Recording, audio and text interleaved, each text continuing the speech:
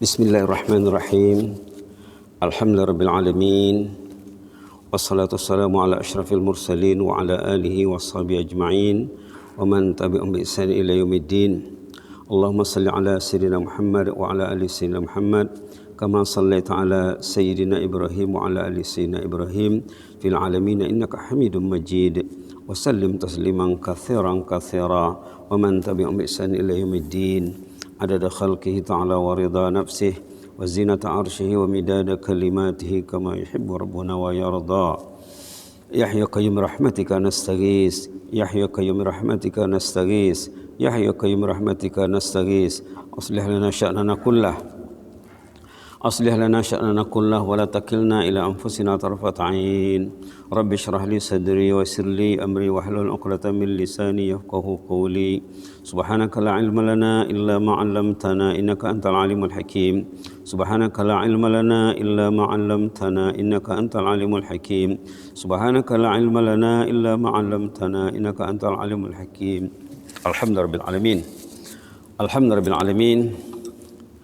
Jemaah kekasih Allah yang masih berada di rumah Allah, yang dirahmati Allah sekalian, selagi hati kita tentram duduk di rumah Allah, tandanya Allah memilih orang itu.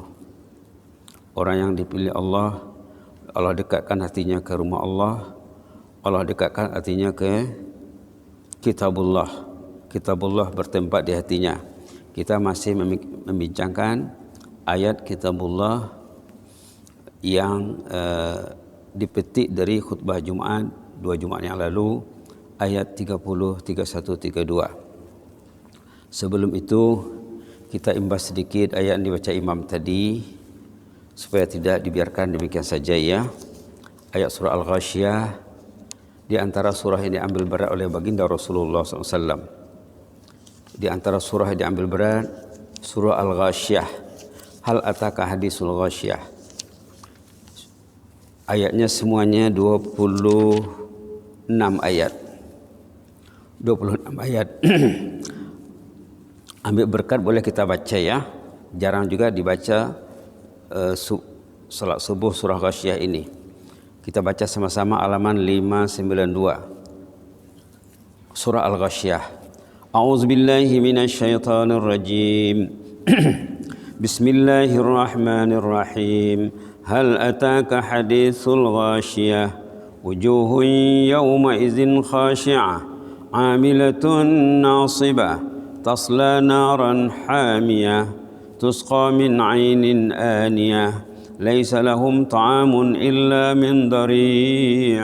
La yusminu wa la yughni min ju'. Wujuhun yawma idzin na'imah. لسعيها راضية في جنة عالية لا تسمع فيها لاغية فيها عين جارية فيها سرر مرفوعة وأكواب موضوعة ونمارق مصفوفة وزرابي مبثوثة أفلا ينظرون إلى الإبل كيف خلقت وإلى السماء كيف رفعت وإلى الجبال كيف نصبت وإلى الأرض كيف سطحت فذكر إنما أنت مذكر لست عليهم بمسيطر إلا من تولى وكفر فيعذبه الله العذاب الأكبر إن إلينا إيابهم ثم إن علينا حسابهم صدق الله العظيم نسأل الله العفو والعافية. Surah Al-Ghasyiyah. Ghasyiyah itu salah satu nama hari kiamat. Ghasyiyah salah satu nama hari kiamat. Nama hari kiamat itu sangat banyak, antara lain Ghasyiyah. Hal ataka hadisul ghasyiyah. Ayat ini ayat bertanya, sudah sampaikah kepadamu berita hari kiamat? Tahu tak hari kiamat itu macam mana? Manusia ramainya tidak tahu dan tak mau tahu. Itu soalnya ya. Tak tahu dan tak mau tahu. Dan kadang dikasih tahu tidak mau juga. Itu masalahnya manusia. Diperingatkan sudah sampaikah kepadamu cerita hari kiamat? Apa ceritanya? Di sana manusia ada dua kategori. Pertama, wujuhi yauma idzin khasyi'ah, nomor 1. Yang kedua, wujuhi yauma idzin na'imah, nomor 2. Nomor 2 ini mau dipilih, nomor 1 itu jangan dilihat, untuk dijauhi. 2 kategori manusia sudah ada pilihannya di sini. Yang 1 orang yang bermasalah, yang diazab, yang disiksa, yang masuk neraka. Yang kedua orang yang ahlul jannah, yang disorot dalam surah Fussilat. Ahlul jannah sampai nanti dari ayat 8 sampai ke ayat 16 itu cerita ahlul jannah. Dari ayat 2 sampai ayat 7 cerita ahlun nar. Tidak sempat nak bentangkan semuanya ya. Nanti boleh balik rumah tengok terjemahannya. Dari ayat 8 hingga ayat 16 cerita ahlul jannah yang mau direbut. Kemudian ayat 17 mengajak kita memikirkan alam ciptaan Allah ini. Perhatikanlah katanya macam mana Allah menjadikan unta. Ini negara yang ada unta ya. Kalau negeri yang ada kerbau, kambing, lembu, perhatikanlah lembu itu macam mana Allah menjadikannya. Dan langit, macam mana diangkat tinggi langit itu. Gunung ganang, macam mana dia berdiri tegak. Bumi, macam mana dia terhampar luas. Perhatikanlah. Disuruh kita memperhatikan alam ciptaan Allah, ayat 17, 18, 19, 20. Ayat 21 disuruh memberi tazkirah, fazakir. Berilah tazkirah. Berilah tazkirah, jangan diam saja. Orang itu karena memberi, macam mana nak memberi, mesti ada yang menerima. Kalau tidak mau menerima, siapa mau? Macam mana nak beri? Fazakir. Berilah peringatan dan tazkirah. Innama anta muzakir. Tugasmu menyampaikan. Mereka terima atau tak terima, itu bukan tugasmu lagi. Lasta alaihim bimusaitir. Engkau tak ada hak untuk memaksa mereka. Itu kerja Allah. Kalau orang yang dipilih Allah, dia akan terima. Kalau tak mau menerima, illa man tawalla wa kafar. Kalau orang itu tidak mau menerima tazkirah, dia mengingkarinya, itu akan menerima azab. Fa yu'adzibullahu al-'azab al-akbar. Orang yang tidak mau menerima tazkirah akan diazab Allah dengan azab yang sangat dahsyat. Sama juga dengan ayat surah Al-A'la juga, fadzakir katanya. Inna fa'ati zikra. Ayat 9 suratul A'la. Sebelum surah Al-Ghasyiyah suratul A'la. Di sana ayat 9, fadzakir inna fa'ati zikra. Berilah tazkirah kalau tazkirah itu masih berguna. Dalam ayat 21 surah Al-Ghasyiyah, fadzakir innama anta muzakkir. Berilah tazkirah, tugasmu menyampaikan saja. Ini pada dasarnya yang diseru adalah Rasulullah. Kemudian setiap umat lah ya, setiap umat. Ayat 2 terakhir ini perlu di-highlight. Ayat 2 terakhir ayatnya pendek saja, ini perlu lekat di hati ini. Inna ilaina iyabahum. Semua manusia akan kembali kepada kami, kata Allah. Semua kita akan menghadap Allah. Semua akan ditanya Allah. Summa inna alaina hisabahum. Kemudian Allah akan mengira semuanya. Semua kita akan menghadap Allah. Ayat 25, inna ilaina iyabahum. Semua manusia yang taat, yang tak taat akan kembali kepada Allah. Summa inna alaina hisabahum. Karena nanti berkiralah di sana berapa umur, 60, 70 tahun buat apa?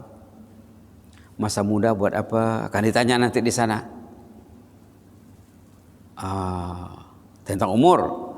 Kemudian tentang duit. Berapa kekayaannya, kemana digunakannya, dari mana sumbernya, kemana dibelanjakannya, akan ditanya. Tentang ilmu. Tentang ilmu akan ditanya. Di antara pertanyaan asas tentang ilmu. Artinya wajib belajar. Orang itu akan ditanya tentang ilmunya. Ulama melihat mengenai bab ilmu ini makanan akal katanya. Kita yang kita urus paling kurang ada 3. Body, akal, qalb, hati. Jasad bahasa Arabnya ya. Badan bahasa Arab juga. Sama juga artinya badan lah. Badan itu bahasa Arab, jasad itu bahasa Arab. Body dipinjam ya. Yang diurus itu paling kurang ada 3. Badan, jasad, body, akal. Yang paling mahal dalam kita pada diri manusia akal, di samping body juga penting. Qalb, hati. Yang 3 inilah yang kita urus dalam hidup nih. Body semua orang tahu. Kalau bodinya bermasalah, badan tak sedap, semua orang tahu. Nak pergi klinik jumpa doktor, tahu. Badan ada appointmentnya lagi. Sebulan sekali, 2 bulan sekali, 3 bulan sekali ada perjanjian dengan dokter mengurus body. Ada filenya, ada catatannya, ada rekodnya. Yang 2 ada rekodnya, mana rekodnya? Akal dengan kalbu mana ada rekodnya? Body akan hancur, hati nurani dan akal tidak akan berakhir saat orang itu mati. Maka kata ulama, makanan akal ilmu. Berlalu 1 hari tidak bertambah ilmu, berarti akalnya tidak makan. Nanti akan sakit. Lama-lama akan buntu. Bila dengar ilmu tidak nerima lagi, tidak masuk lagi. Karena sudah lama, sudah bertahun-tahun tidak makan akalnya. Dikasih makan, tidak mau makan lagi. Karena sudah rusak. Akal dah rusak, kebanyakan manusia akalnya sudah rusak. Dan merusak-rusak akal hari-hari kerjanya. Itu susahnya manusia. Karena tidak ada dokternya, tidak ada kliniknya, tidak ada filenya, tidak ada apa lagi, tidak ada rekod, tidak ada appointment. Nak mengurus akal tidak ada appointment, tidak buat appointment. Itu akal ya. Makanan akal ilmu. Maka kita berusaha memberi makanan akal sikit-sikit sehari. Makanan hati dulu udah berulang kali sebut ya. Apa makanan hati? Kan al-hub. Makanan hati al-hub. Gizaul al-badan at-ta'am wa syarab, wa gizaul aql al-ilm, wa gizaul qalbi al-hub. Makanan hati, jangan makan hati ya. Makanan hati al-hubbu, al-mahabbah, cinta. Hati mesti dikasih makan dengan cinta. Cinta Quran, cinta masjid, cinta ilmu, cinta Allah, cinta Rasulullah, cinta salihin. Makanan hati al-hubbu, al-mahabbah.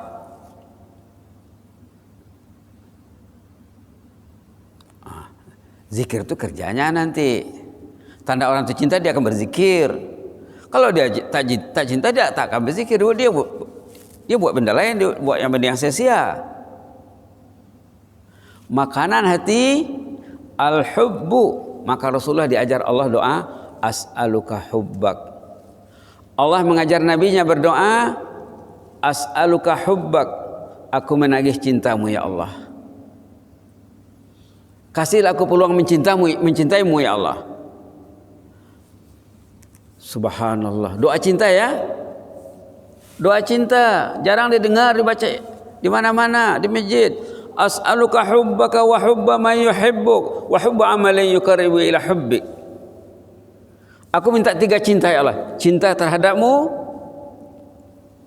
cinta orang yang mencintaimu. Orang itu kalau ingin mencintai Allah, mesti mencintai orang yang cinta kepada Allah. Mesti belajar cinta. Cinta itu bukan macam menanam tebu di bibir. Saya cinta kepadamu ya Allah. 3 diminta ya. Mencintai Allah, mencintai orang yang mencintai Allah, mencintai faktor yang membina cinta kepada Allah. Jalan-jalan cinta. Inilah kata ulama ya. Kerja kita mengurus 3 benda: jasad, akal, dan hati. Jasad akan hancur, akal dan hati akan dibawa mati. Yang diurusnya body ini akan hancur, akan tinggal. Yang tidak diurusnya akan dibawa. Macam mana manusia menghadap Allah? tidak mengurus benda yang akan dia bawa, mesti susah. Mesti susah. Yang akan dibawa tidak diurus, yang akan tinggal diurus, yang akan hancur diurus. Maka ulama mengatakan bila datang maut, body yang berkenaan dengan body semua akan berakhir ceritanya. Tapi akal dan hati memulai babak baru, kehidupan baru. Kehidupan hakiki bermula setelah mati. Maka salah satu jalannya adalah istiqamah itu ya, yang kita sorot dalam surah apa? Surah apa tadi? Surah Fussilat. Kalau orang itu istiqamah, iman dan istiqamah, insya Allah dia akan stabil perjalanannya. Itu maka pentingnya ayat 30, 31, 32 surah Fussilat tuh. Jadi sini yang kita highlight surah Al-Ghasyiyah ini 2 ayat terakhir. Inna ilaina iyabahum summa inna alaina hisabahum. 2 ayat ini diperhatikan, insya Allah selama hidup kamu akan kembali kepada kami, kata Allah. Kami akan berkira dengan kamu nanti. Kami akan berkira dengan kamu nanti di mana tinggal. Contohnya di Brunei Darussalam. Rumah berapa besar? Akan ditanya. Berapa modal buat rumah? Berapa fasiliti di rumah itu? Akan ditanya. Fasiliti yang ada kemana digunakan? Karan kemana digunakan? Ekon kemana digunakan? Air kemana digunakan?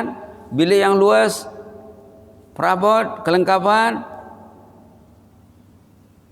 electricity, wifi, internet, laptop. Inna ilaina summa inna alaina hisabah. Itu akan dihisab semuanya. Perlu diperhatikan ayat ini. Akan ditanya, berapa orang di rumah itu?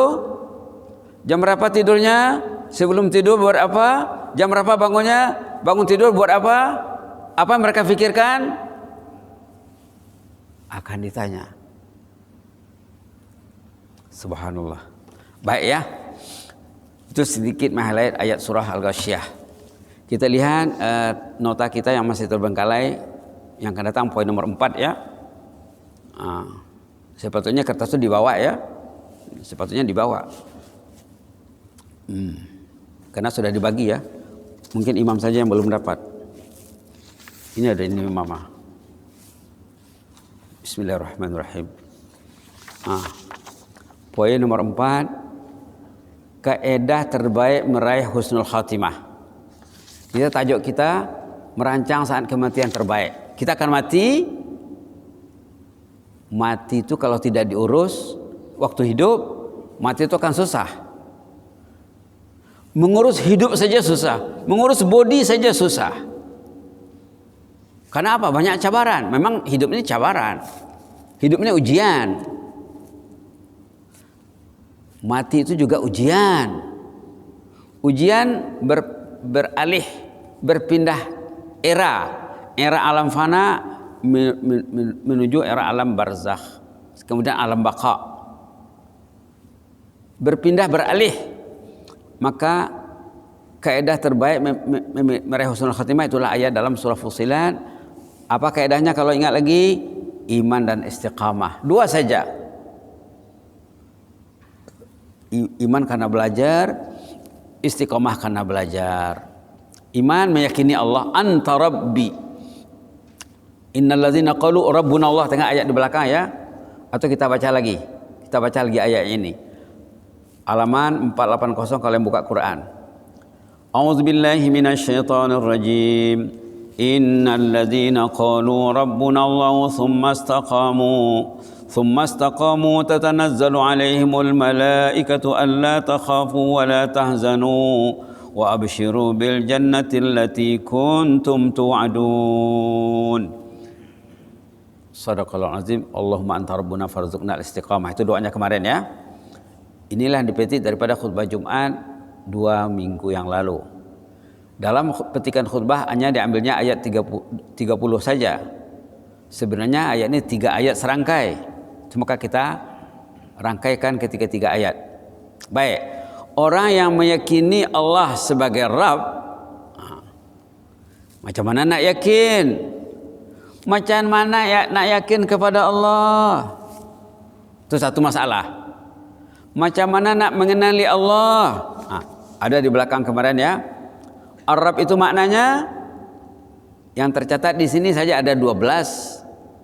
Pertama makna al-ilah, makna al-malik, makna as-sayyid, makna al-murabbi, makna al-mudabbir, al-muslih, al-mutasarrif, al-jabir, al-ma'bud, al-mutammim,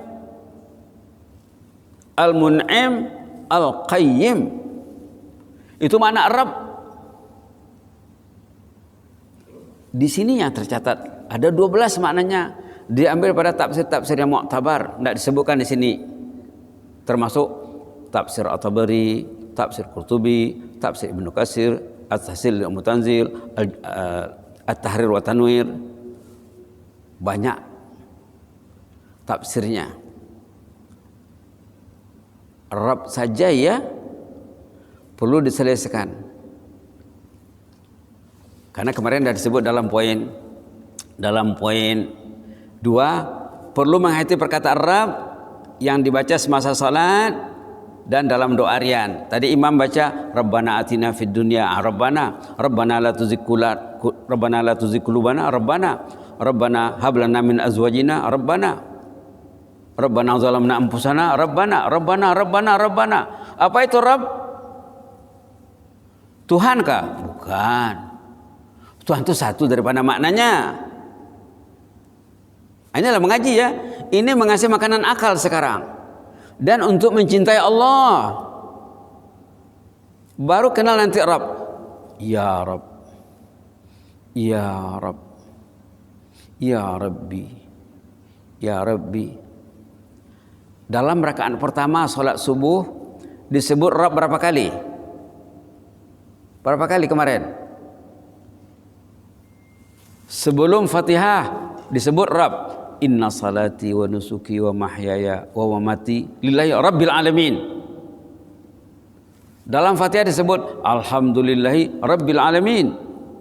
Semasa rukuk disebut subhana rabbiyal azimi rabbi.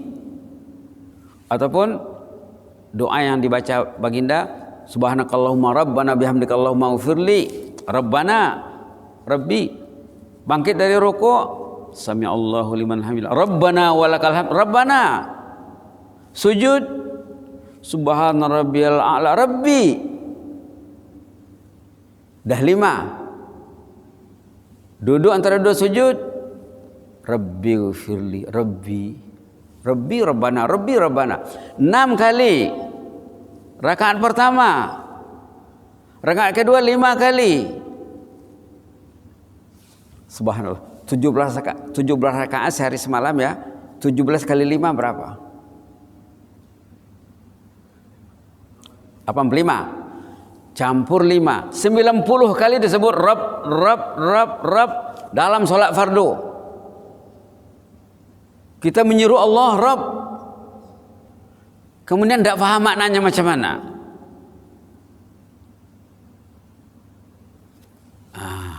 Macam mana beramal dengan tanpa ilmu? Apa nilai amal tadi? Apa nilai sholat tadi? Maka makna Rabb yang tercatat di sini ada 12. Subhanallah. Baik. Itu kemarin kita ada bincang ya, serba sedikit. Jadi 80 kali sehari semalam, 90 ya? 90. Nah, dia setiap rakaat pertama disebut 6 kali. Setiap rakaat pertama disebut Rabb 6 kali. Rakaat kedua, ketiga, keempat disebut 5 kali. Jadi dalam 90 kali diulang-ulang menyebut Rabb. Kemudian dia tidak faham maknanya. Dia pikir Tuhan saja. Tuhan itu baru satu. Karena faham. Itu ditekankan dalam innal ladzina qalu rabbunallah tsumma istaqamu. Orang yang meyakini Allah sebagai Rabb kemudian dia istiqamah teguh dalam keyakinannya, orang inilah yang akan mendapat husnul khatimah. Imam jarang lupa baca doa, Allahumma khtim lana bi husnul khatimah. Kasihlah kami husnul khatimah ya Allah. Apa itu husnul khatimah? Meninggal dalam tauhid, meninggal dalam ketaatan, meninggal dengan penjagaan Allah, penjagaan malaikat. Di sini orang meninggal dengan penjagaan malaikat ya. Kita lihatlah ayat tadi secara ringkas semula. Orang yang meyakini Allah sebagai Rabb, kemudian dia istiqamah, saat akan meninggal dunia mereka akan didatangi oleh malaikat. Malaikat membujuknya, menghiburnya, memberinya motivasi. Jangan takut ya, jangan sedih. Anda ahlul jannah, confirm sudah dapat jannah itu. Inilah husnul khatimah. Kami ini pesuruh Allah, disuruh membantu kamu sejak di dunia sampai ke akhirat, sejak hidup, nak mati, dalam kubur, pada mahsyar sampai ke jannah. Kami urus kamu itu. Dalam jannah kamu akan diberi apa yang kamu mahukan dan apa yang kamu dambakan, sebagai limpah kurnia Allah yang Maha Ghafur, yang Maha Rahim. Inilah maksud ayat ini secara ringkas. Tapi dalam petikan khutbah Jumat ayat 30 saja, 31, 32 tidak dicantumkan. Itu maka kita bincang, kita cantumkan, kita satukan. Khutbahnya ada di sini. Ada khutbahnya di sini. Yang diambilnya ayat 30 saja. Ayat itu 3 serangkai. Baik. Poin nomor 4, meraih bisyarah. Bisyarah kita akan tahu, bisyarah itu berita gembira. Suntikan motivasi, sa'ruh akan dicabut. Bisyarah artinya berita gembira. Berita yang menyenangkan. Tabsyir. Wa basyiril ladzina amanu, kata dalam Quran. Orang yang matinya baik akan digembirakan malaikat. Jangan takut ya. Pertama melihat malaikat saja. Yang tak pernah melihat malaikat, tiba-tiba nampak malaikat waktu nak mati, sebelum ruhnya dicabut. Ini maksud ayat ini. Datang malaikat itu, senang hati melihatnya. Itu dulu dari cadangkan ya. Tolong cari buku bertajuk Godaan Setan Menjelang Sakratul Maut. Tolong cari buku bertajuk Liku-liku Perjalanan ke Alam Barzah. Dah disebut di awal lagi. Tolong cari, ada di kedai. Kalau tidak ada, sekarang kenapa mengodek KFC boleh, Pizza Hut boleh diorder untuk body, kenapa untuk rohani tidak diorder? Apa benda untuk body keluar negeri pun diordernya. Kepentingan body, pandai dia mengorder. Kenapa kepentingan jasad boleh diorder, kepentingan hati dan akal kenapa tidak diorder? Berarti tidak seimbang pengurusan tadi. Yang diurus body saja. Pernahkah mengorder buku untuk mengisi kekosongan rohani? Dah disebut ya. Ada 2 tajuk. Tajuk yang tidak disebut banyak lagi. Liku-liku Perjalanan ke Alam Barzah. Pengarangnya kawan baik amba dulu, Dr. Handus Syahrin Nasution. Sama-sama belajar di pondok dulu. Terbit Pustaka Risalah Kuala Lumpur.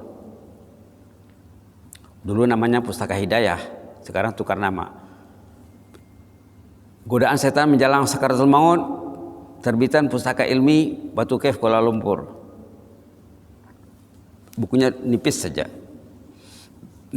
Karena tahu tuh ya, macam mana kita nak menghadapi maut, dia tidak tahu seluk beluk maut. Dalam Quran sudah disebut.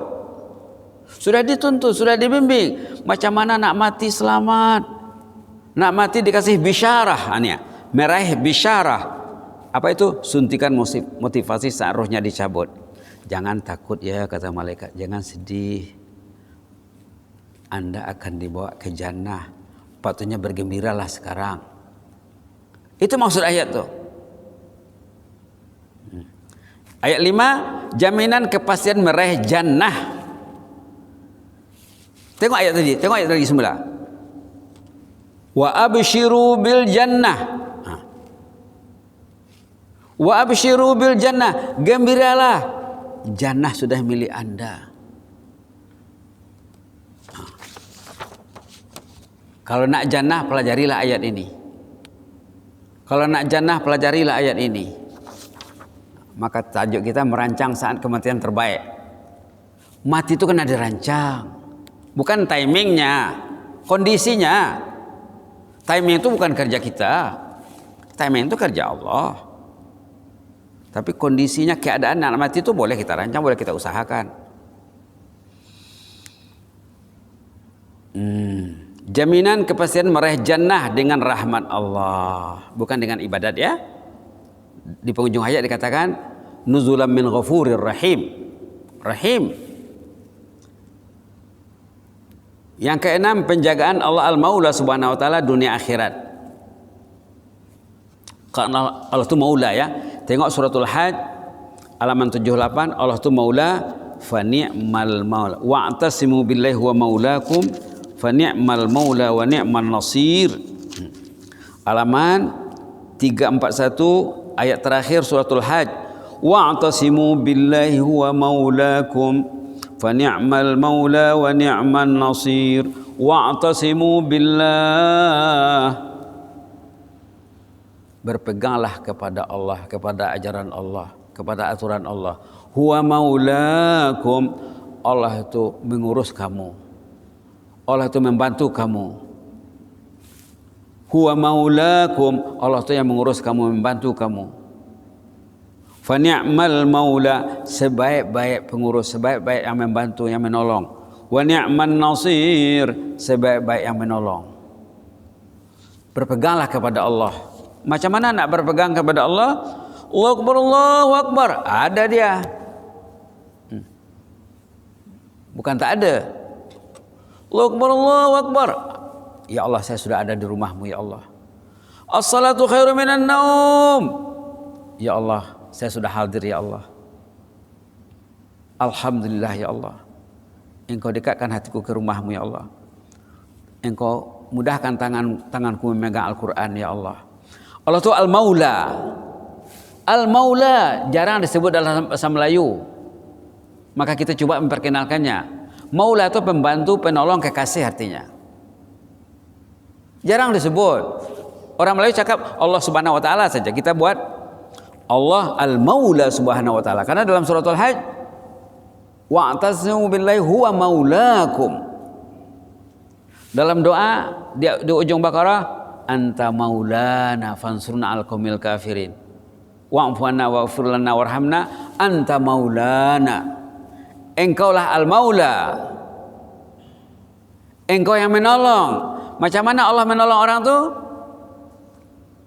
Tadi dah cerita, disuruhnya malaikat mendekati orang itu. Orang yang ditolong Allah, orang yang bersama malaikat. Orang yang tidak ditolong Allah, malaikat jauh darinya.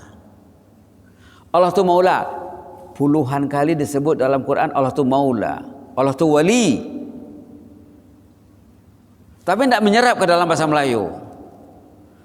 Yang menyerap Allah Subhanahu wa taala saja. Jadi kita coba serapkan Allah Al-Maula Subhanahu wa taala. Allah Al-Maula Subhanahu wa taala. Bahkan dalam surah Al-Hajj, ni'mal maula, sebaik-baik maula. Wa ni'man nasir, sebaik-baik penolong. Kenapa tidak didekati? Supaya kita ditolongnya, supaya kita diurusnya. Kenapa lalai? Kenapa menjauhi? Itu silap dia lah tu ya. Subhanallah. Penjagaan Allah Al-Maula dunia akhirat. Dalam ayat tadi dikatakan fil hayatid dunya wa fil akhirah. Dalam ayat tadi, Fussilat tadi, nahnu awliya'ukum fil hayatid dunya wa fil akhirah. Fil hayatid dunya wa fil akhirah. Diurusnya. Itulah mudabbir, itulah murabbi. Itulah dia mudabbir, yang mentadbir, itulah yang murabbi, yang mentarbiyah, yang mendidik kita ini. Diurusnya kita 24 jam. Dengan bantuan malaikat. dengan bantuan malaikat. Itu saja dulu ya. Nanti kita lanjutkan poin yang ketujuh. Ketenteraman si hamba saat rohnya dicabut. Itu berkaitan dengan ayat suratul Fajar. Ya ayyatuhan nafsul mutmainnah irji'i ila rabbiki radiyatan mardiyah fadkhuli fi ibadi wadkhuli jannati. Surah Fajar ayat 27, 28, 29, 30. Sahabat Nabi pernah menanya baginda, apa maksud ayat ini ya Rasulullah? Ya ayyatuhan nafsul mutmainnah sampai akhir. Kata baginda, ayat ini akan dibacakan kepada kamu waktu nak meninggal. Kamu akan dengar ayat ini dibacakan. Ya ayyatuhan nafsul mutmainnah irji'i ila rabbiki radiyatan mardiyah. Orang yang mempunyai nafsul mutmainnah akan mendengar ayat ini dibacakan. Apa itu nafsul mutmainnah? Kata ulama, nafsu yang partnernya malaikat. Nafsul mutmainnah, nafsu yang partnernya malaikat. Nafsu ini secara garis besarnya ada 3. Kita kena belajar lagi nafsu supaya tahu status anda itu macam mana. Orang yang tidak tahu nafsu tidak tahu dia status dirinya. Kata ulama dalam kitab Ar-Ruh namanya, dibincangkan secara terperinci. Ada edisi Jakarta, ada edisi Singapura, ada edisi Malaysia. Cari buku tu. Kalau ingin mengenal nafsu, cari buku tu, tajuknya Ruh. Tajuk bahasa Arabnya Ruh, bahasa Melayunya Ruh, sama, tidak diubah tajuknya. Di sana ada bicara nafsu tentang kategori nafsu. Orang yang nafsunya nafsul mutmainnah seperti yang disuruh dalam suratul Fajar, ya ayatuhan nafsul mutmainnah, partnernya malaikat. Malaikat mengurusnya. Orang yang nafsunya nafsu ammarah bisu yang disebut dalam surah Yusuf, partnernya syaitan. Jangan ke masjid, jangan ke masjid, jangan bangun, jangan tahajud katanya. Di bloknya orang tuh. Subhanallah. Kemudian orang yang nafsu lawamah dalam surah Kiamah disebut kadang-kadang bersama malaikat, kadang-kadang bersama setan. Kadang 50-50, kadang 40-60. Tidak stabil. Yang stabil nafsul mutmainnah yang disorot dalam poin 7. Mudah-mudahan besok kita lanjutkan, besok lusa lah ya. Besok Jumat, mungkin hari 6 kita lanjutkan nanti dengan niat mengenal nafsu. Mengenal nafsu. Kalau rajin carilah buku itu, boleh diorder ya. InsyaAllah. Senang sekarang ya. Sudah 3 buku tuh sudah suruh diorder. Untuk itu gunanya duit. Untuk itu gunanya teknologi. Untuk itu gunanya handphone. Untuk itu gunanya wifi, internet. Membina jalan ke surga. Membina jalan ke surga. Amin rabbal alamin. Allahumma zidna wa la tanqusna wa akrimna wa la tuhinna wa a'tina wa la tahrimna wa athirna wa la tusir alaina wa ardina wa radha anna ya karim. اللهم احفظ سلطاننا وإيانا والمسلمين اللهم احفظ سلطاننا وإيانا والمسلمين اللهم احفظ سلطاننا وإيانا والمسلمين والناس أجمعين احفظنا من كل سوء احفظنا من كل مكروه في الحال والمآل جسما وروحا يا مجيب السائلين يا حي يا قيوم برحمتك نستغيث اكتب لنا كل الخير بيدك الخير إنك على كل شيء قدير إنك نعم المولى ونعم النصير اللهم أنت ربنا فارزقنا الاستقامة اللهم أنت ربنا فارزقنا الاستقامة اللهم أنت ربنا فارزقنا الاستقامة اللهم إنا نسألك نفسا بك مطمئنة تؤمن بلقائك وترضى بقضائك وتقنى بعطائك يا رحمن اللهم آت نفوسنا تقواها وزكها أنت خير من زكاها أنت ولي مولاها يا مجيب السائلين سبحان ربك رب العزة عما يصفون وسلام على المرسلين والحمد لله رب العالمين جزاكم الله خيرا وبارك الله فيكم إني أحبكم في الله وأستودعكم الله. Wassalamualaikum warahmatullahi wabarakatuh.